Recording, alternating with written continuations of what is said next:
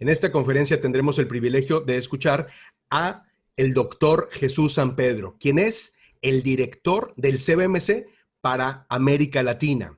El doctor Jesús Sampedro es doctorado en liderazgo estratégico y tiene maestría en administración de negocios de la Universidad Regent en Virginia, en los Estados Unidos. Es coach trainer de liderazgo y miembro de la Federación Internacional de Coaching. El doctor Jesús Sampedro es profesor y director de la maestría en liderazgo de la Mid America Christian University en Oklahoma, en los Estados Unidos, a quien además le agradecemos que es una de nuestras patrocinantes. Antes fue profesor del IESA, que es el Instituto de Estudios Superiores de Administración en Venezuela, su país natal. También ha colaborado con la Regent University en los Estados Unidos y con la Universidad de Carabobo. Es autor de varios libros de liderazgo. Sin mayor preámbulo, por favor, le damos la más cordial bienvenida al doctor Jesús Sampedro. Bienvenido, bienvenido. Gracias, Edgar, y un privilegio pues poder estar compartiendo con todos ustedes en esta cumbre que nos trae de todos lados del mundo y nos encuentra con este gran tema de renovando la mente para liderar el cambio. Estaba recordando hace días, escuché a una persona dar un ejemplo que me conectó mucho. Dice que esta pandemia, este tiempo de dificultades que nos ha tocado, especialmente en la región, ha sido un tiempo en el que algo así como que nos tomó en un lago a todos, pero en diferentes barcos. A algunos les ha tocado estar en una, digamos, en un botecito, a otros en una lancha, a otros en un gran yate, pero todos a la final hemos sentido los embates de la brisa, del viento, de la tormenta, y a la final el objetivo es llegar al punto final. Por eso esta cumbre trasciende con un nombre tan significativo, nos orienta en esa dirección y básicamente nos hace entre todos a pensar en cómo lograr, primero, antes de generar una transformación afuera, empezar por nosotros mismos.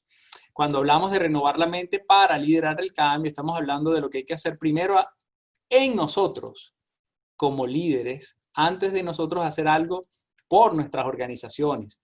Algunos de los que están escuchando en este día tienen empresas, son profesionales. Y todos, de todas maneras, no importa si tu empresa es grande, mediana, pequeña, si tu profesión es en algún área o en otra, en una industria o en otra, todos hemos sentido cómo el mundo en este año cambió. Estamos todos buscando qué hacer y cómo hacerlo de manera efectiva para poder asegurar que salgamos de acá. Es decir, estamos tratando de ver cómo primero entendemos aguas adentro lo que está pasando para ver si podemos luego salir a cambiar las cosas afuera, transformar cómo hacemos negocio, sobrevivir a lo que está pasando. Y por eso el tema que quiero tratar hoy se llama renovación interna para la transformación del líder, renovación interna. Yo me voy a enfocar en el líder principalmente. Entonces, el asunto aquí es que no podemos abordar los nuevos retos que nos está dejando este tiempo con las mismas capacidades, estrategias que traíamos justo antes de la pandemia. Cada uno de nosotros requiere forjar una nueva mentalidad y lo tenemos que hacer sobre la marcha. Y esa mentalidad ha de ser forjada, y esa es la propuesta, desde lo bíblico, desde la conexión con la sabiduría divina, la sabiduría contenida en la Biblia, pero buscando la relevancia y aplicación para el contexto empresarial. Todos los que estamos acá queremos saber qué es lo que nos conviene hacer y saber para seguir cumpliendo el propósito para el que nacimos acá. Recordando, y parte de la propuesta es esta frase tan conocida dada por el apóstol Pablo, que nos invitó a que no nos adaptemos a este mundo, sino que seamos transformados mediante la renovación de nuestra mente para que así podamos comprobar cuál es lo bueno, lo aceptable y lo perfecto que Dios tiene para nosotros. Eso está en Romanos capítulo 12, versículo 2. Pero yo quiero asegurarme que cuando vemos esto y lo que él dice que no nos adaptemos a este mundo, entendamos que no tiene que ver con el mundo, digamos, como un ente en el que vivimos, sino más bien el sistema cultural en el que nos movemos o los acontecimientos que están a nuestro alrededor. Hay un autor llamado Dennis Fisher que nos dice esto, dice, cada época tiene sus pensamientos, sus ideas y valores que influyen en la cultura.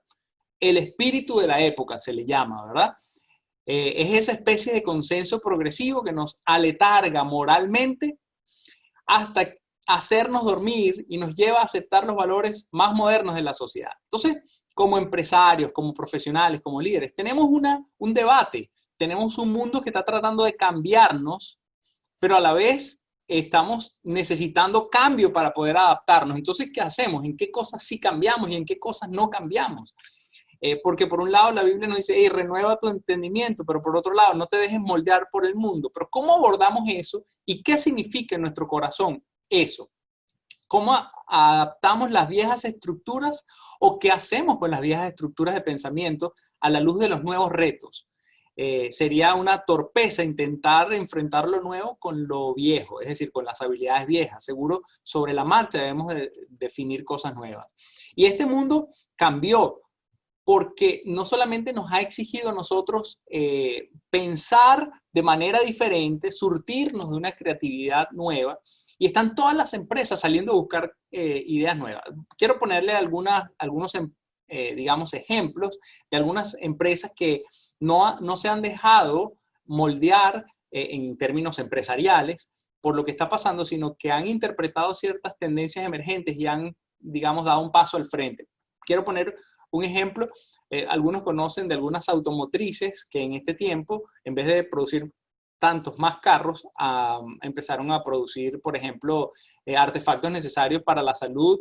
En los hospitales se necesitaba un volumen para atender a personas con temas del COVID, y algunas empresas de carros se han dedicado a eso. Pero también quiero referir hace algunos años, por ejemplo, la empresa Ford empezó a trabajar hacia construir una entidad que se dedicara a desarrollar la tecnología que venía. Y entonces tienen una unidad allá en Silicon Valley donde están desarrollando las nuevas tecnologías. Entonces ya no es nada más de cómo se mueve el carro, sino qué tecnologías tiene adentro. Y eso es una forma de adaptarse a lo que viene.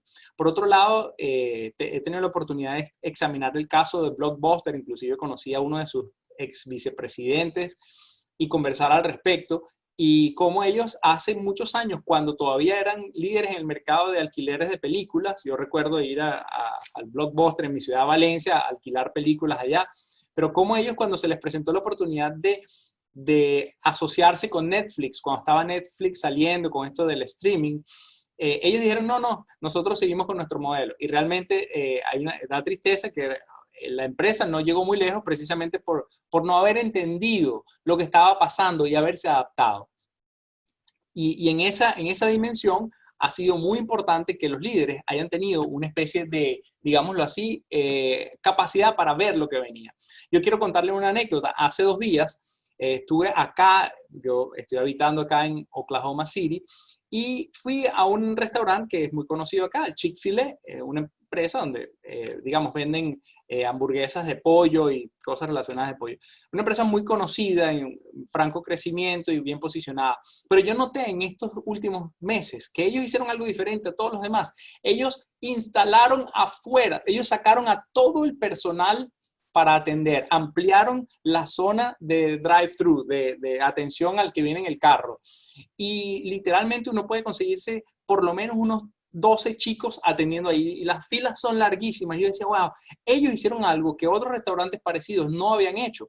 ¿Qué pasó aquí? La gente dijo, hey, algo está pasando en el ambiente, aunque no nos guste, estaban esos pobres muchachos pasando mucho calor en el verano, y ahora, yo hace 2 días le pregunté a las personas, les dije, ¿qué van a hacer ahora que viene el frío? Ya está entrando el frío. Y ellos dijeron, bueno, ya nos conseguiremos nuevos abrigos y abrigos más fuertes para seguir sirviendo. Y la respuesta que me dio esa chica, sí, se lo pregunté así de la nada, me estaba atendiendo, fuimos a comprar algo allí, me hace conseguir con un liderazgo detrás de eso que está equipando a la gente para responder ante lo que está allí. Pero no todo el mundo está en capacidad de enfrentar la necesidad del momento. En ese sentido, nos hacemos preguntas como, por ejemplo, ¿cómo cambiaremos nuestro entorno? Entonces, si mantenemos nosotros nuestros mismos paradigmas y nuestros mismos esquemas por dentro.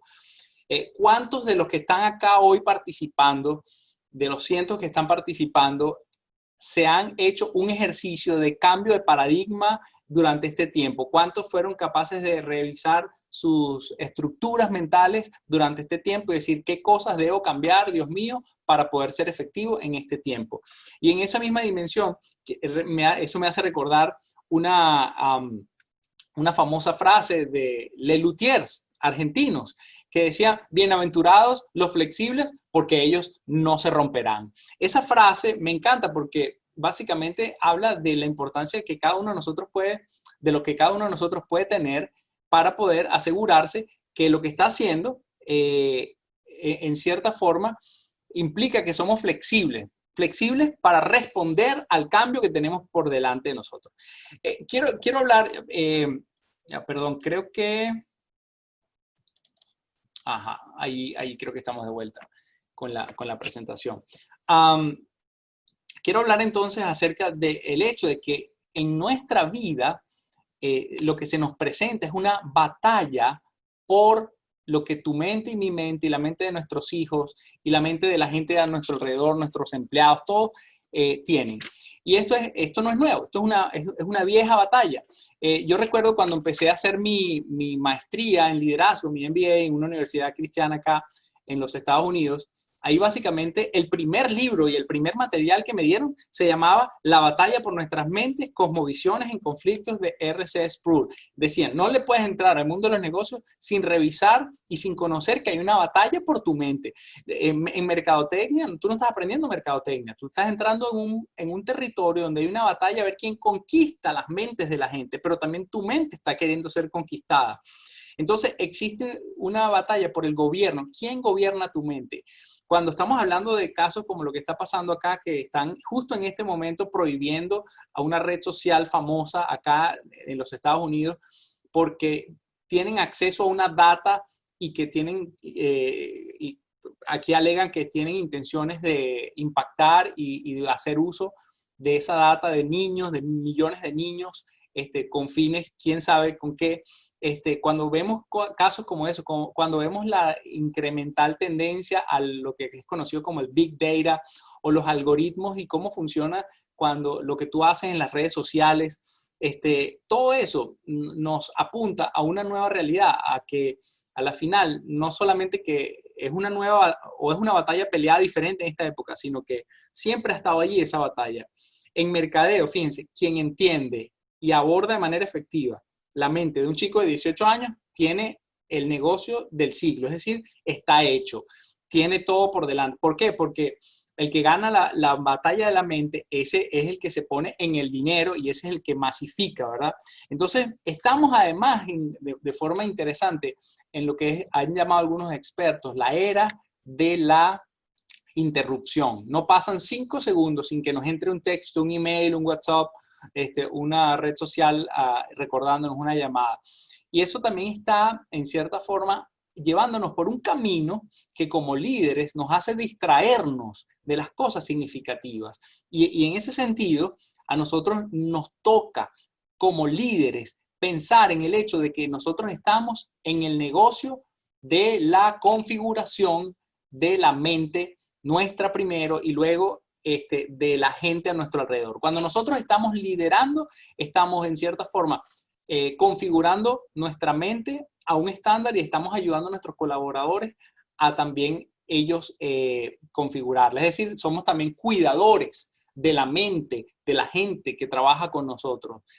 Cómo consumen, qué consumen y cuánto están siendo afectados por el mundo o cuánto están surtiéndose de la fuente inagotable de sabiduría de parte de Dios. No sea que nos pase o les pase a ellos que por descuidados, entonces les ocurre como le ocurrió al Titanic, que no vio, se descuidaron unos minutos aparentemente y no vieron un pequeño iceberg que acabó con todo. Entonces, cuando nosotros lideramos, interactuamos con otros, alteramos de alguna manera, aunque sea un poco, aunque sea algo hacemos con respecto a cómo ellos ven las cosas o cómo piensan acerca de las cosas. Cuando empoderamos colaboradores y estamos capturando su imaginación, estamos estimulando a que ellos consideren y reconfiguren su sistema de pensamiento, su cosmovisión. Estamos ayudándoles a que encuadren su propósito y a que puedan ellos de alguna manera caminar confiadamente hacia allá. Estamos ayudándoles a eso. Estamos invitándoles a que valoren lo que es valioso en la vida, lo que es bonito, lo que tiene virtud, pero también que aprendan a rechazar lo inconveniente. Yo a esto le llamo a que desarrollen criterio, que instalen profundos sentidos de propósito y de valores y un encofrado en su cosmovisión, de tal manera de que puedan saber qué rechazar y qué no, y que puedan ver si hay algo que les está impidiendo ir en pos de servir y honrar a Dios con toda su vida, el diseño para lo que fueron creados, que puedan ser, que puedan, les invitamos cuando interactuamos con nuestros colaboradores, les invitamos a ser, a pensar, a crecer más en Jesús, que conozcan más del Dios que los creó. Y cuando por años he estado involucrado en este mundo incluso del coaching, y les comento esto porque lo que me capturó de esto, o una de las cosas que más me impactó, fue la oportunidad de ser precisamente lo que llama Sir John Whitmore, un catalizador de la conciencia, alguien que mueva a la persona de donde está a un punto de conocimiento o de comprensión de sí mismo mayor y que pueda tomar acción y asumir responsabilidad para cumplir aquello para lo que Dios le dio y enfrentar así la realidad incómoda. Cuando pasamos por situaciones como la que estamos viviendo en el mundo, qué bueno o qué mejor que alguien que nos ayude a pensar, a reflexionar, pero también a actuar. Y eso es lo que me apasionó, por eso me he dedicado a eso por años. Fíjense que el doctor Joseph Yumidi dice que el rol del coach es ayudar a las personas a crecer más rápido, a elevar su nivel de desempeño, a entenderse más profundamente y a vivir con un propósito y un sentido de realización más grande. Es decir, a que logren todo aquello para lo que nacieron. Y eso tiene que ver con la forma en que ellos se conciben. Ahí tocamos temas no solamente de autoestima, pero también de confianza, de capacidad, de que las personas vean en sí mismas las capacidades con las que han sido dotadas de parte de Dios y que remuevan obstáculos por ellos mismos, que no le achaquen la culpa a más nadie. Y me gusta decir que una persona que interactúa con un coach o con un líder que tiene habilidades de coaching no ha de permanecer igual. Cambiamos, ¿saben? En las interacciones las personas cambian, ya sea para bien o para mal. Normalmente, si tú interactúas con alguien, no quedas igual. Y en ese sentido, ya sea en algo o en alguna medida, la persona va a cambiar, va a saltar o va a salir de su estatus actual de conciencia hacia otro mejor, es lo idóneo, ¿verdad? Va a generar una maduración de alguna idea o va de alguna manera a crecer en algún área de vida. Le van a salir nuevas ideas sobre cómo resolver un problema en su negocio, van a salir, va a afianzar algo que ya lo tenía en mente, pero lo va a organizar mejor, va a decidir cosas, va a ganar más compromiso o va a ganar más confianza para ir en pos de algo para lo que ha sido llamado. Entonces, en fin, la persona no ha de cambiar. Y qué bueno nosotros vernos como líderes en ese rol de estimulantes o estimuladores de la conciencia. Y es parte de ese llamado profundo que nos hace no solamente el apóstol Pablo, de lo que hablaba, sino en toda la Biblia. Dios nos llama, nos invita a que cambiemos cómo vemos las cosas y que ayudemos a otros también a verlo según su perspectiva. Y para esto yo quiero dar una especie en esta última parte me quiero enfocar hacia algo práctico y cómo ganar esa batalla. Esa batalla se gana con dos cosas, entre otras cosas, pero quiero resaltar dos. El primero es el enfoque. Y cuando estoy hablando de enfoque, lo que estoy hablando es que, enfoque y humildad. Cuando estoy hablando de esto es que sencillamente mucha gente no toma el tiempo para reflexionar sobre su vida. Me gusta esa frase que escuché de San Agustín, que dice así: la gente viaja para maravillarse ante las cumbres de las montañas, ante las olas enormes de los mares, ante los grandes cauces de los ríos, ante la vasta extensión del océano, ante el movimiento circular de los astros, y pasan ante ellos mismos sin maravillarse. Es decir, observan toda la creación, la admiran, viajan, bueno, o viajaban, ¿verdad? Pero siempre han tenido la intención de ir a conocer lo que hay más allá. pero pasan desapercibidos todas las cosas que tienen piel adentro. Y ahí viene nuestro gran reto de entender lo que el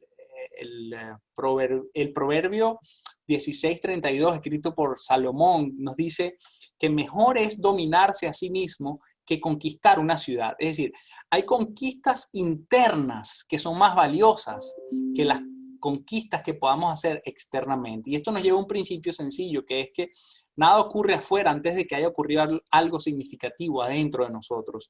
Y por esto estoy hablando quiero empezar hablando de enfoque, y enfoque es precisamente porque a menos de que nuestra vida sepa qué es lo que quiere y para qué lo quiere hacer, van a venir miles de ideas buenas que nos van a tratar de robar la atención, pero que no van a ser necesariamente el ángulo en el que nos queremos, digámoslo así, dirigir. Esta frase de uno de los apologistas más, que me ha impactado más, Ravi Zacharias, tuve la oportunidad incluso de verlo en su última presentación en público en Miami este mismo año, temprano en este año, antes de que pasara a la eternidad temprano. Él decía hace unos 7 años en un escrito, donde el ojo está enfocado, allí la imaginación encuentra su materia prima. El enfoque correcto debe ganarse a un costo y una disciplina inmensos. Entrena el ojo para ver lo bueno y la imaginación seguirá su ejemplo. Es decir, nuestra vida va a estar llena de aquello a lo que nos enfoquemos, a lo que veamos, de ahí se va a iluminar todo adentro, pero eso tiene un alto costo. Hay un alto costo de mantenerse enfocado, de mantenerse viendo las cosas correctas. Por eso el mismo apóstol Pablo en Filipenses 4:8 nos dice que por lo demás, hermanos, todo lo que es verdadero, todo lo honesto, todo lo justo, todo lo puro, todo lo amable, todo lo que es de buen nombre, si hay virtud alguna, si algo digno de alabanza, en esto pensad. Es decir, estamos llamados a enfocar nuestra mente en las cosas que convienen, que vienen a estar alineadas con lo que Dios tiene para nosotros, dice que es lo que nos conviene, y de esa manera llenar nuestro software con aquello con lo que invitamos o que llevamos a hacer. Es interesante mencionar que luego el siguiente versículo, aunque no viene a colación, pero habla de lo que hay que hacer. Entonces primero nos dice en el versículo 8 lo que debemos pensar para después entonces saber qué hacer. Y eso es precisamente el centro de lo que les estoy compartiendo, es que a menos de que ocurra una transformación dentro de nosotros, no vamos a saber qué hacer, no vamos a saber qué decisiones tomar.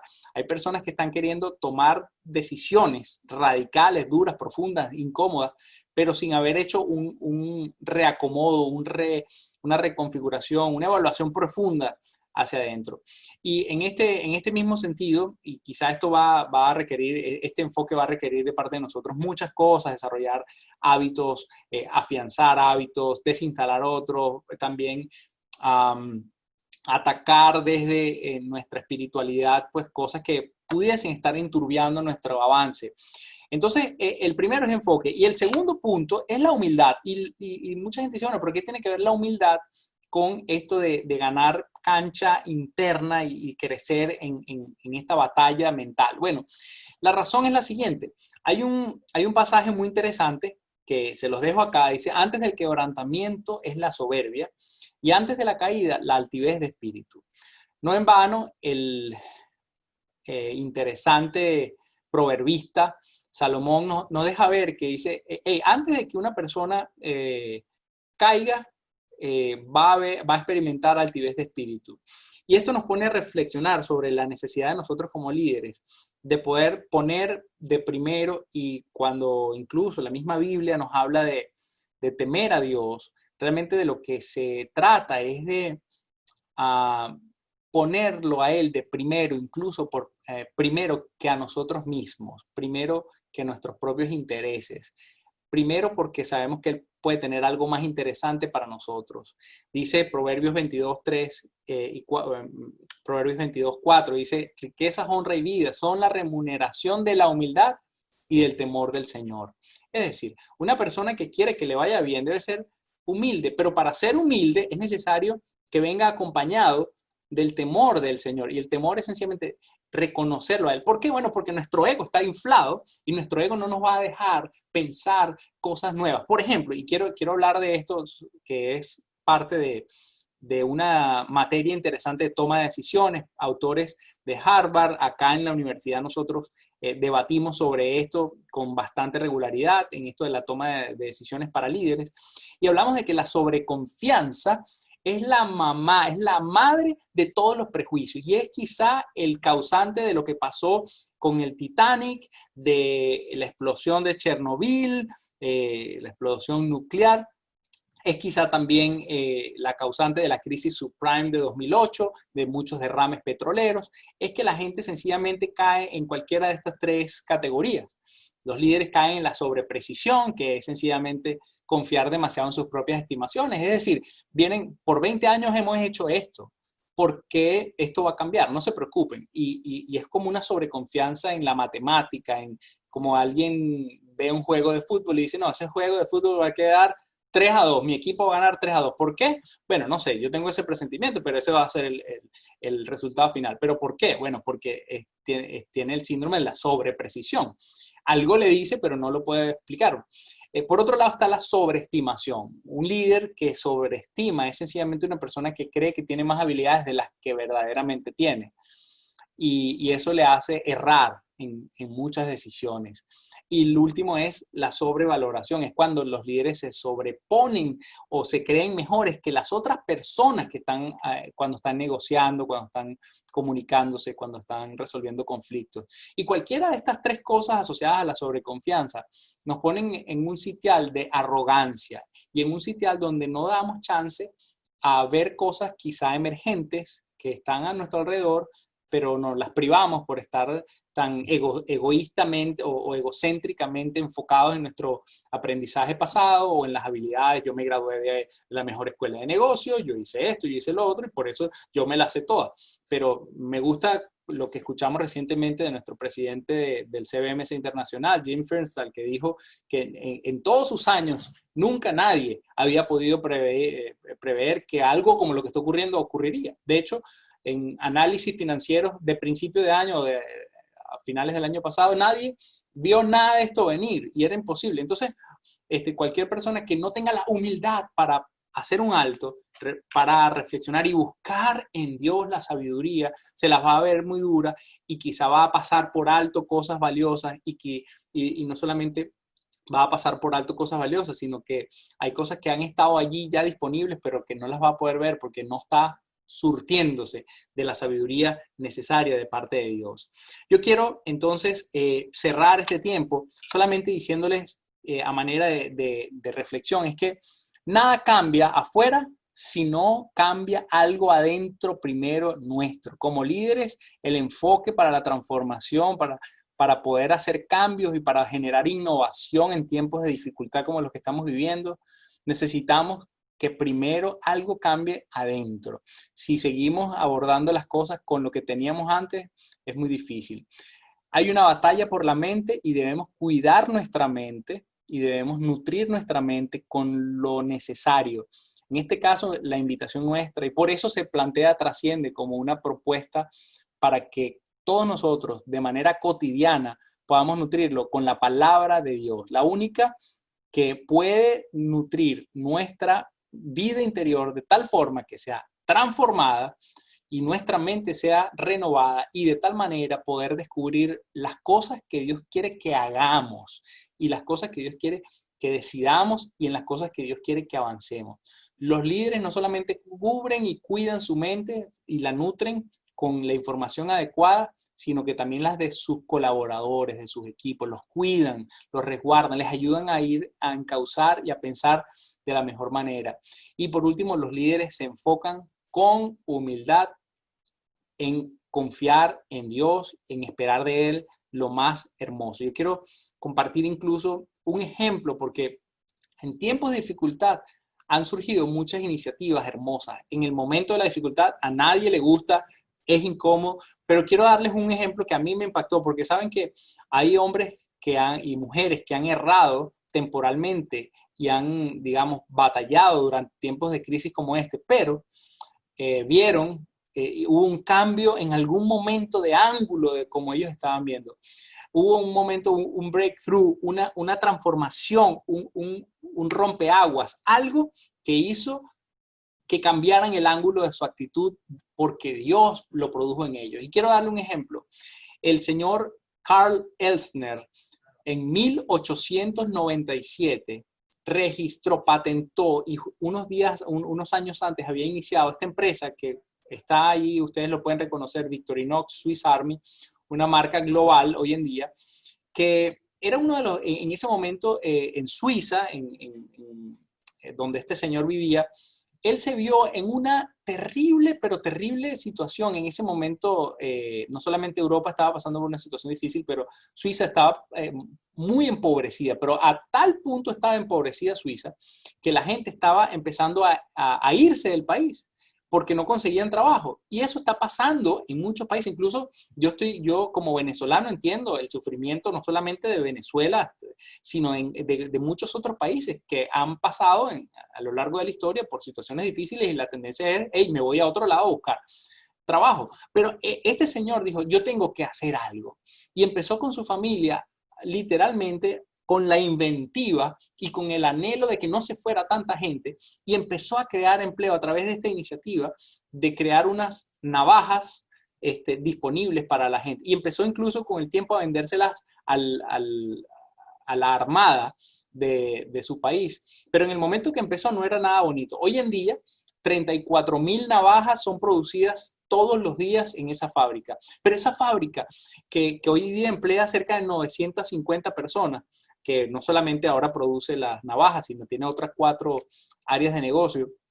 Es muy interesante porque ellos mantienen una tradición profunda. La primera tradición es obvia cuando ves el logo. Mantienen una cruz en el centro que no solamente lo identifica con el país, sino también con Jesús. Es una empresa familiar basada en principios cristianos. Hoy en día, el cuarto sucesor, el nieto, Carl IV, que es el bisnieto del fundador, sigue como director junto con su padre de 80 y tantos años, hasta hace poco estaba también involucrado en las actividades. Pero ellos han configurado esto de manera tal de que el 90% de los ingresos de la empresa van a un fondo de aguante para tiempos de crisis. Es decir, ellos han creído que en tiempos de crisis no votamos a nadie, no despedimos a nadie, y para eso tenemos que emprender un sistema que lo han mantenido por años. Y entonces el 90% de los ingresos van a ese fondo de aguante y el otro 10% va a una fundación que entrega a la gente para ayuda y beneficencia y de alguna manera como una familia cristiana pues también honra a través de proyectos orientados al beneficio de la cristiandad. Y con esto les digo, es hermoso ver incluso en uno de sus edificios una frase que dice Dominus provide vit, que significa Dios proveerá. Es un canto a la confianza, es una propuesta a la innovación y viene de una familia inspirada en tiempos de dificultad, creando una innovación y asegurándola para el futuro, que lo ha proyectado más de 120 años y que tenemos la oportunidad de hoy de experimentar la alegría de eso. Yo anhelo y espero que todos vivamos en este mundo, pero con lealtad al cielo. Ese es mi anhelo, pero para eso debemos ser transformados en nuestro interior.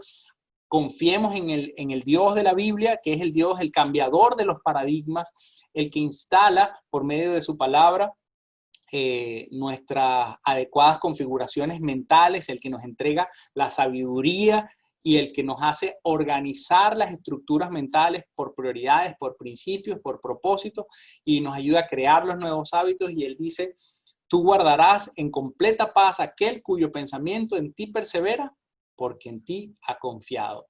Él va a guardar nuestra mente cuando confiamos en Él y Él nos va a dar las ideas correctas para salir adelante. Así que ánimo a todos los que están acá participando en este tiempo de Trasciende 2020. Un gran honor compartir y yo pido que Dios nos pueda dar a todos la manera en la que podamos cambiar y podamos agradecerles por cambiar nuestra mentalidad.